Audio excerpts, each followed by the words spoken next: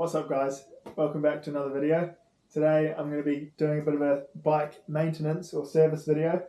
I am just about to head away on a week-long trip to Mexico for the Tans Sierra Norte. This is something I'd normally do before any sort of race week, but because I'm going to be racing for a full week, it's even more important. But I'm going to be doing a bit of a strip down of my whole bike. I've already bled the brakes. The main thing I'm going to show you is a 50-hour service on my fork and shock. That's just going to help everything feel super smooth, as if the suspension's brand new. Alright, so I'm going to start with the fork. This is the DVO Onyx 38. This procedure is going to be pretty similar for all forks. First of all, just going to take off the wheel and the brake. I'm actually going to leave the uppers on the bike just to make it quicker, and you don't really need to take them off. So yeah, get stuck into that.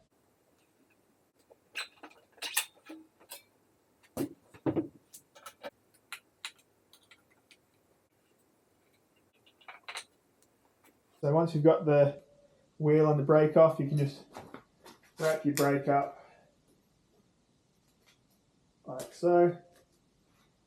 Just keeps it out of the way, and you don't need to take the lever off either. So yeah, now we're going to get a bucket to put below the lowers to drain the oil out into. Okay, next up, you're going to need a rubber mallet, you're going to need an 8mm Allen key, and a 14mm spanner or socket for these forks. And then we're just going to pop the rebound knob off. There we go.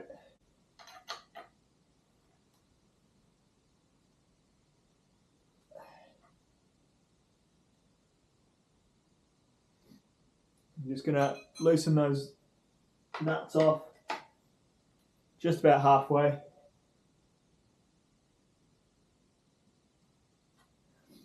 Then you're going to get your mallet and just give it a little tap. Make sure you got the bucket below, because oil might come out, or should come out.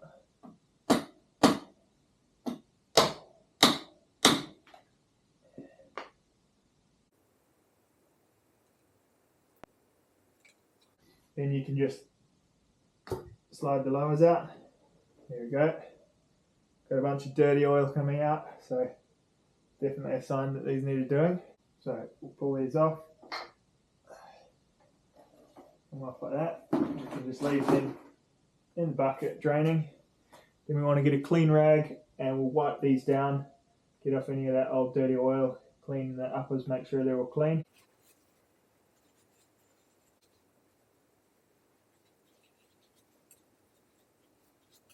Just get a little screwdriver here, a little tiny one, and we'll just pick out these foam O-rings.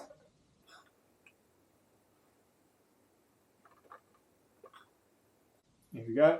They're pretty dirty, as you can see. Easiest way to clean these, just sandwich them between two rags, or paper towels in this case, and just squeeze them out. As you can see already, all that dirty oil coming out. Sweet. Not too bad. They've come up pretty good. So next thing we do, we get our little oil cup, pop them in there. We'll get our fork oil, which we're going to use for the lowers. We'll just put a bunch of oil in there. We'll get them soaking away, and we'll clean up the rest of the fork. Cleaning out the seals here. This is the part you want to be quite careful with. Just if you're replacing the seals, obviously you just pop these out and put freshies in. But because I'm just keeping these same seals, because they're not very old, I'm just going to carefully wipe around, make sure to not put any dirt. There will be a little bit of dirt normally around the edge of the seal, even if you wiped it when it's on the fork installed, then you're still going to have a bit of dirt there. So just be careful not to push that into the fork. You want to make sure you're wiping that off carefully.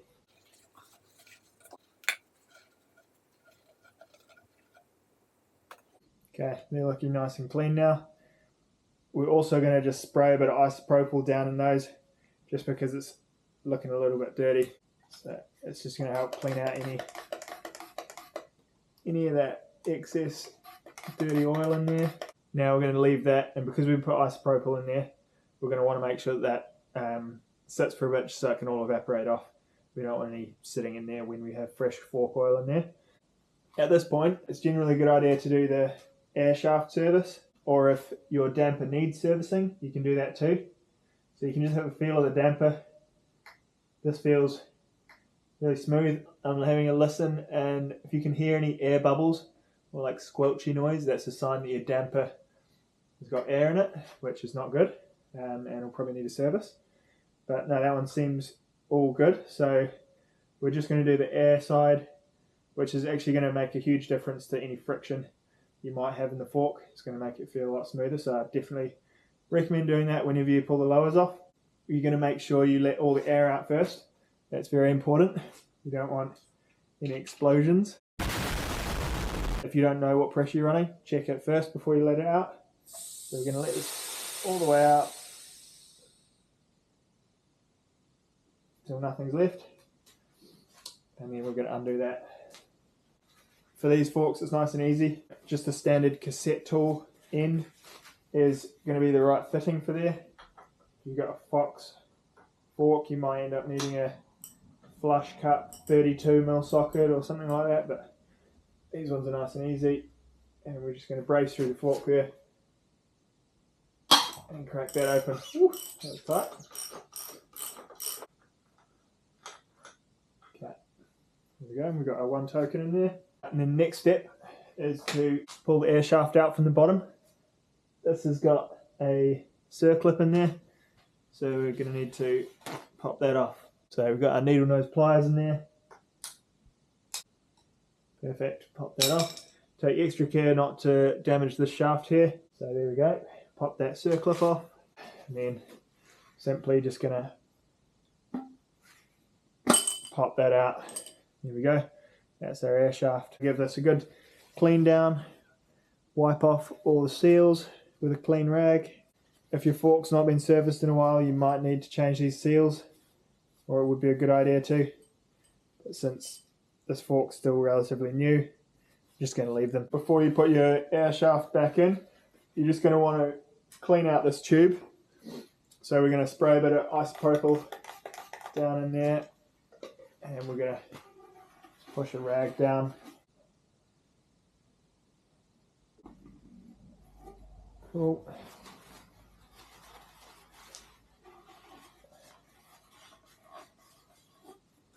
Perfect. That's looking nice and clean now. So we're just going to quickly grease up this air shaft. We've got a good dollop of light grease. This is just SRAM butter, or you can use slick honey or slick oleum. They're all pretty much the same. Just going to go around these two main seals, this top one and this lower one. And we're just going to give them a nice covering there. Alrighty, I've even got some left over, so I'm just going to get this and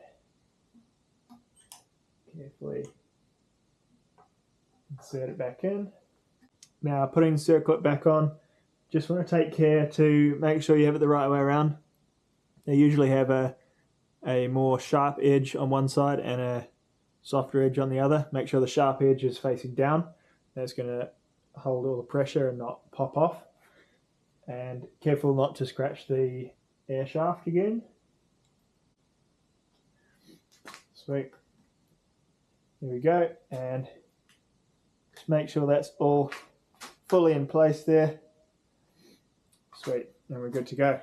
We're just going to get a couple of mils of that lower leg oil and just drop it into the top. You don't need much in there, just a couple mils. And then put our top cap back on. Just make sure there's a little bit of grease on that O-ring there. Okay, and we're just going to nip that up. There we go. Now we're going to get our lowers. We're going to get the foam O-rings and we're going to slot them in. And then we're going to get some light grease, same stuff we put on the air shaft. And we're just going to put a nice little coating around the inside of these seals here. Foam rings installed. Seals have been greased. Now just obviously make sure your fork's the right way around before you slide it on. On they go. Get the front edge in and then give it a wriggle on. There we go. Nice and smooth. And flip it upside down.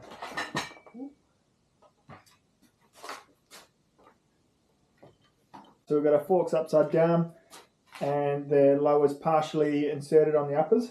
And now we're going to get our lower leg oil and we're going to put 20 cc's in both sides. So we'll just carefully do that.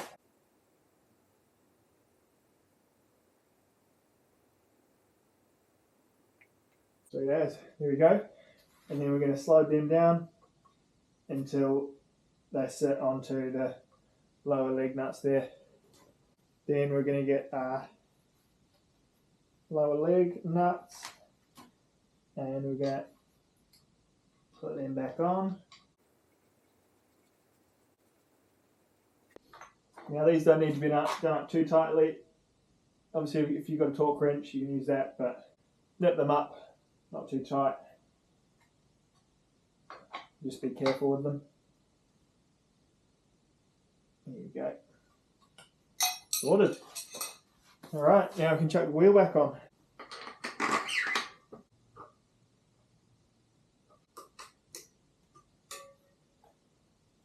There we go. Perfect. We chuck our rebound knob back on. And then we can pump the fork back up. Just put this on the ground for this so we can equalise it as we pump it up.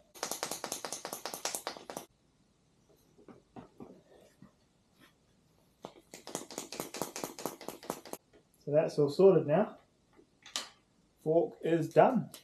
That's feeling buttery, and now we're just going to quickly do the shocks. We'll chuck it back in the stand and we'll whip that shock off. We've got our shock off. This is the Topaz Prime. We're going to give it a little wipe down, clean off any dirt from on the shaft.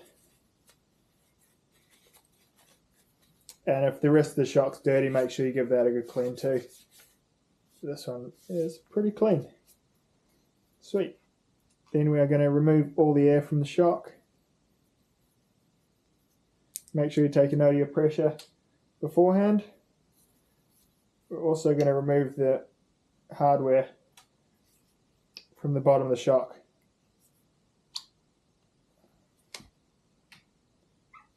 So that we can get the air can off.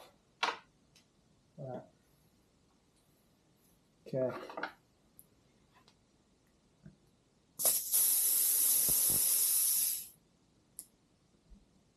There we go. Alright, now I'm just going to undo the air can.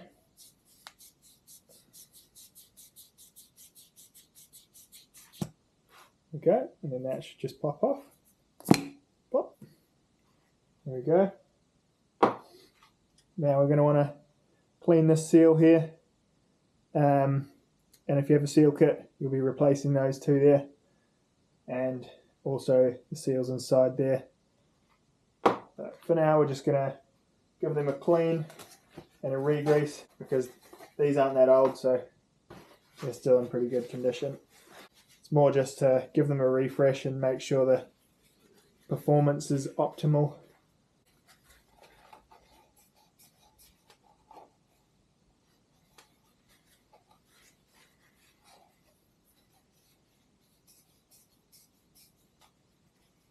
Okay.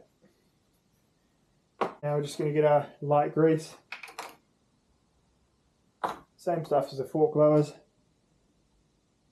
Put a good coating on the inside of here. And also a good wee layer around this.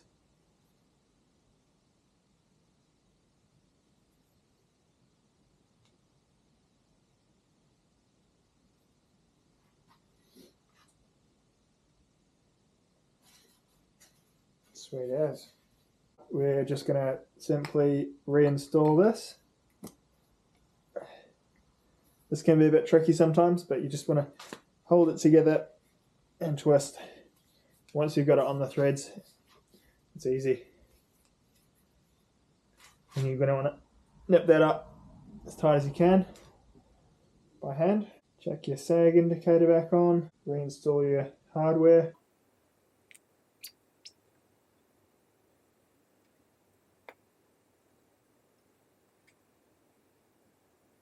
Sweet. And that's basically it. Super easy. But this is just a little routine thing you can do to keep your shock running as well as it can and keep it lasting a bit longer. It's one of the things I really like about DVO is it's just super easy to work on. I can do this fork and shock service in probably less than an hour, and then my suspension is running good as new again. So yeah, super easy. We'll chuck this back on the bike. There you go. We'll get our shock pump and we'll just pump this back up. Same as the fork, just do it bit by bit and equalize it on the way.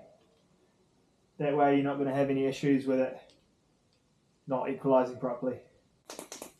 Generally do it like each 50 psi, roughly.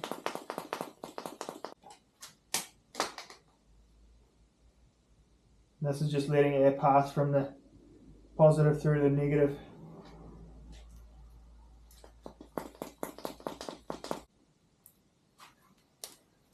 Alright, so we're all sorted. Just did the fork and the shock 50-hour service. Actually probably took me less than an hour, so I don't know why it's a 50-hour service.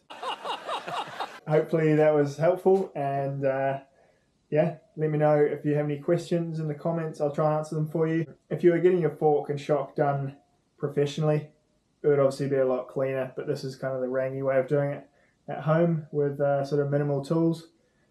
And yeah, it's actually fairly straightforward. Yeah, hope you enjoyed, and see you in the next video. Cheers.